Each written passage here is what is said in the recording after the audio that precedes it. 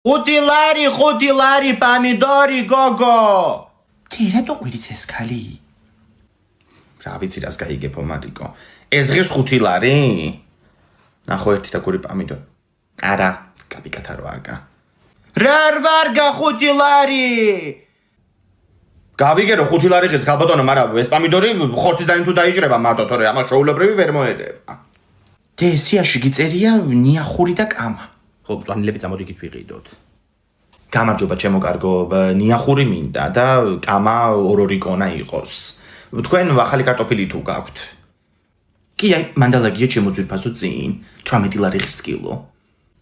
რამდენი? 18 ლარი. და კარგად მუშაობს კაცო ის ფასების შემსწავლელი კომისია. კაი, არ მინდა იყოს. კამაც აღარ ჩამიდო ახლა, რას მოვაყარო. ნიახური იყოს კი. აუ, დემარწყვია იქით კონტეინერში და მიყიდე. ეგ არ ევარგებაო, მარიკო, შემოტანილია. მარწყვი არის კარგი მაისში. აუ, მე ზუსტად მახსოვს რომ შაშან ამბობდი, მარწყვი აგვისტოშია, კაიო და ისე გავიდა ყველაფერი რომ არ მიჭამია.